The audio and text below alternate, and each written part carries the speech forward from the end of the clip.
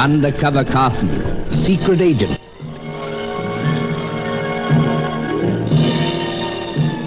Operation Deathray, an assignment in Rio.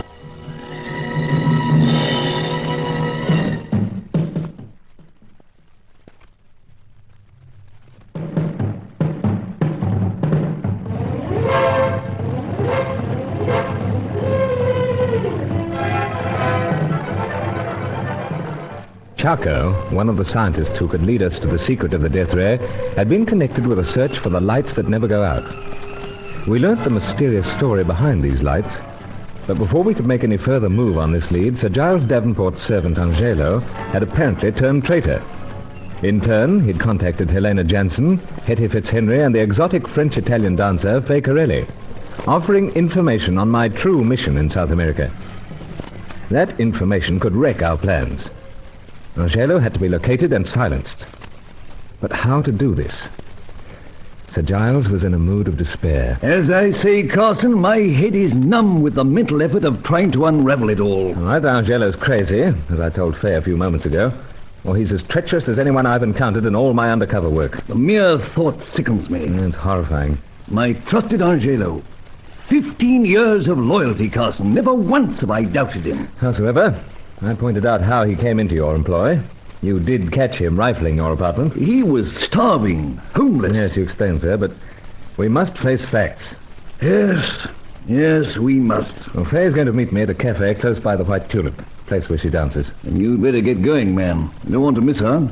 She may have the very clue that'll help us locate my lamented Angelo. Yes, true, sir. Howsoever, I'll... No need to ring for a taxi, old fellow. They stream past outside the apartments. I know that, sir. Phoning Hetty. Miss Fitzhenry? So? But why? It seems that Angelo's playing one customer against another. You mentioned that. I'm checking. Oh, to find out whether he's finalized anything with her yet. That's the general idea.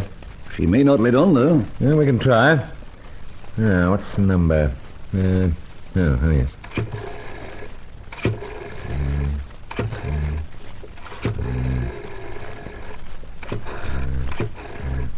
That's her apartment you're phoning? So? Well, let's hope she's not out on her bird painting. Rather early for the great Fitzhenry.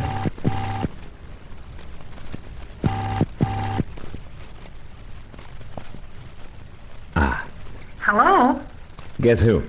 Not the man I've just been dreaming about. Was I that lucky? Brother, you don't know how lucky you were. I nearly had my painted fingernails onto you. And just as well I broke up the sequence then. I can't land you, neither in real life nor in dreamland. But it's swell hearing from you, honey. Well, since last night, you've been on my mind. Oh, then I am getting places. But why the call? We're lunching maybe, or bird watching, huh? I must arrange both later. I figured there was something else behind all this. Come on, you son of a gun, give.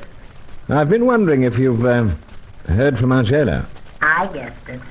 You see, Hetty, we're wondering what's happened to him. Yes, he is acting rather strangely. You must be crazy with concern.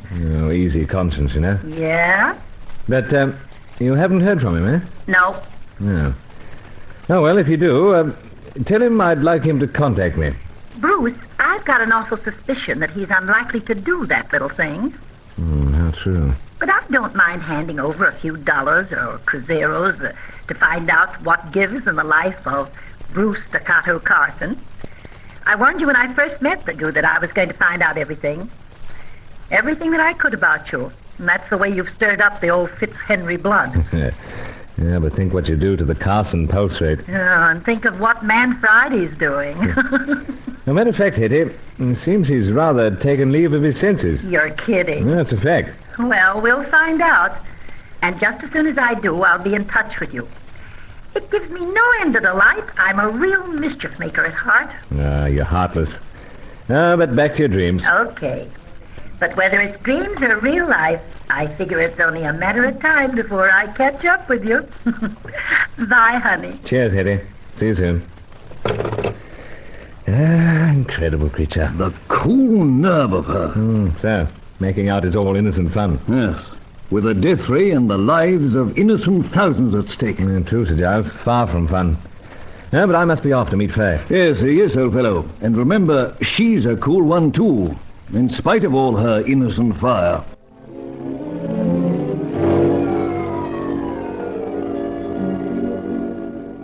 It was hard to imagine Faye as anything but innocent as she tumbled out of the taxi, her expression soft, perhaps a little flustered at the rush, complaining that she must look awful. Anything but. Perhaps undercover men should be outright women haters. Howsoever, we slipped into the cafe, selected a quiet corner, and settled down.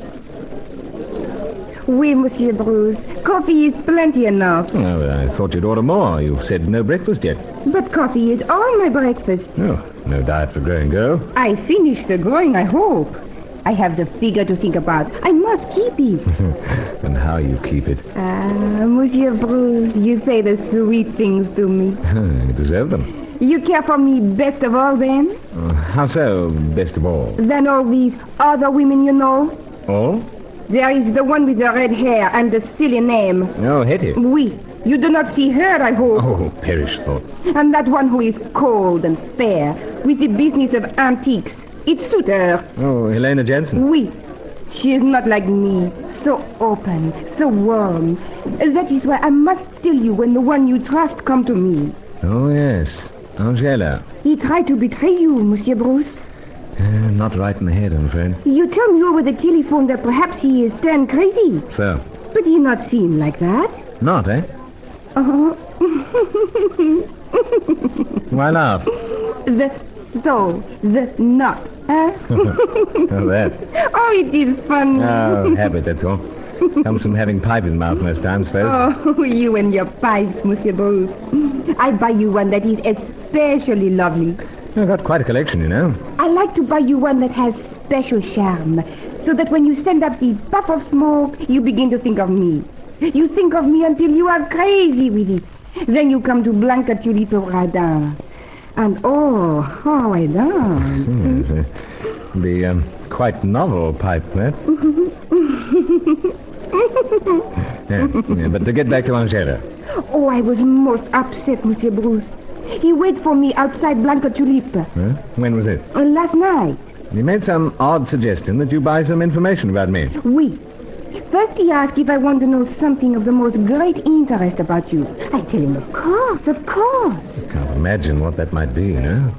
You are a person of noble birth, like your elderly friend, perhaps? Me? Oh, no. Just plain Carson. But there is mystery behind you. Look at all the trouble that comes your way. Look at the luck. What luck is that? You, my dear. Uh-huh. Yeah, well, to press on, however. What arrangements did you make with Angelo? I tell him that I have not the money. And how much was he asking? Oh, I not get that proper. Because he said to meet him and talk it better. Meet you? You see, Monsieur Bruce, there is a girlfriend of mine with me at the time, and... Oh, yes.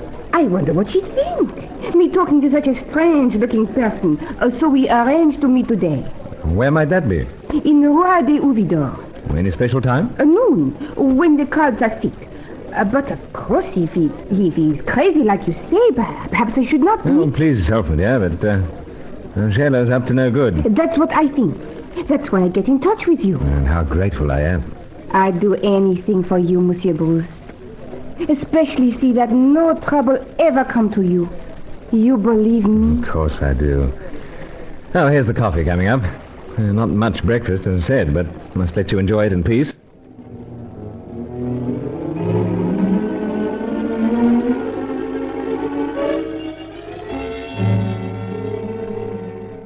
Did I believe her? Those big dark eyes looked up into mine, and once again the feeling was upon me that I was an utter cad ever to suspect her. But then there were her very inconsistent stories of the past, the episode of the archery kit, not yet fully threshed out. Now, chap on undercover work is burdened with the heart. Anyway, we lingered a while in the cafe, then Faye went off with my usual promises to be at the cabaret to watch her dance. I took up a position in Rue de Ouvidor about noon. What I saw took me back in a hurry to Sir Giles. Carson, you mean to say you saw him and didn't waylay him? Oh, I couldn't waylay him, Sir Giles. He made off in the crowd. Spotted me, I think. So he didn't keep the appointment with Mademoiselle Corelli? No.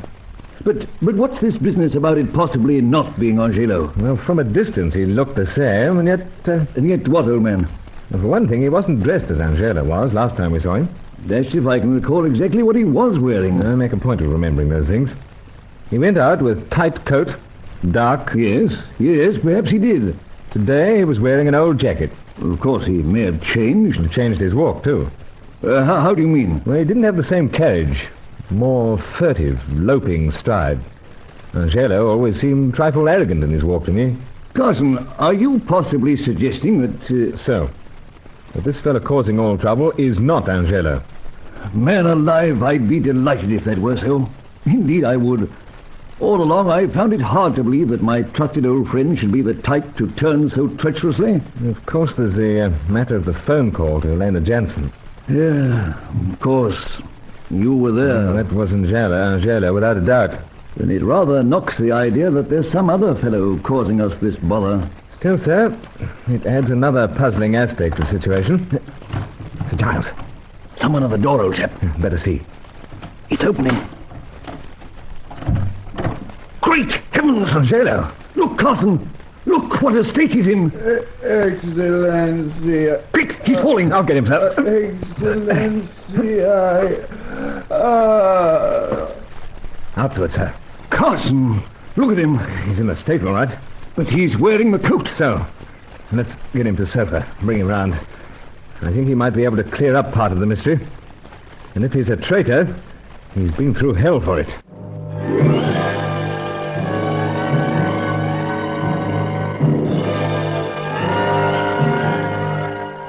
The fellow's clothes were torn, his hands and face black and caked with dirt and blood.